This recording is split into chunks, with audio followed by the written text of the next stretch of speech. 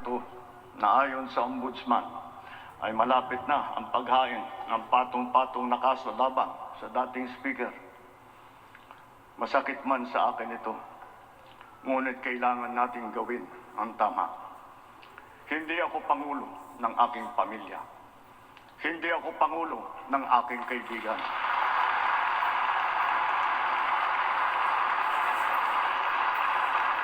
Ako ay Pangulo ng Pilipinas at ang tungkulin ko ay sa inyo, ang aking mga kapwa Pilipino.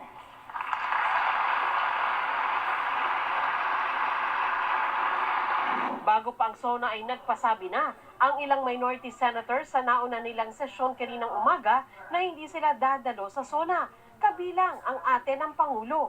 Hindi na ba pakikinggan yung kapatid niya, ma'am? Okay lang, pakikinggan. Yun nga lang, masama ang loob namin dahil pinagpukulong, kinakasuhan, ang minority. Yun lang, parang hindi ko kaya eh. You're also sama ang loob ko dyan eh.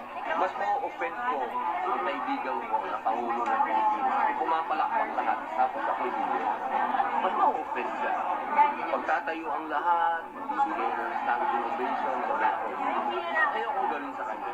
Kaibigan ko yun. Ako, mas preference ko siguro panoorin na lang sa TV.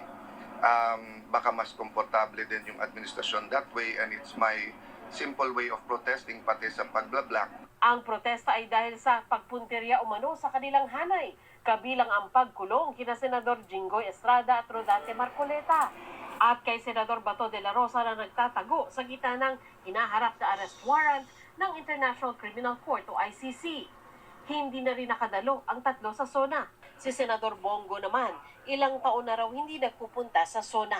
Sa kabila ng ganyang reaksyon mula sa minorya, sinabi ni Senate President Sherwin Gatchalian na magiging katuwang ng Marcos administration ang Senado sa pagpapasa ng batas na makatutulong sa pagpapalago ng ekonomiya. Sa gitna ng mga planong inilatag ni Senate President Sherwin Gatchalian, nariyan ang realidad ng pagkakahati ng Senado, lalo na sa mga isyong may kinalaman sa politika. Pero naniniwala ang Senate President na sa isyong malapit sa sikmura ng mamamayan, kayang magkaisa ng Senado. We might have different philosophies, pero pagdating sa trabaho, isa naman. So we will need the cooperation of everyone. Even the majority, kasi kung Gumagawa na rin anya ng paraan si Senate Majority Leader Mig Zubiri para mapagkasundo ang mayorya at minorya. Meron pa mga nagtatampo sa isa't isa from the minority majority. Yan ang inaayos ko ngayon. Babalik ko yung ice cream diplomacy. Papakainin ko sila masarap na ice cream. Pero kahit ilang majority senators, hindi rin nakadalo. Tulad ni Senate President Pro Tempore Tito Soto dahil may sakit umano.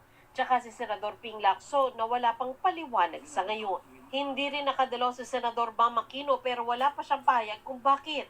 Sandra Aguinaldo, Nakatuto.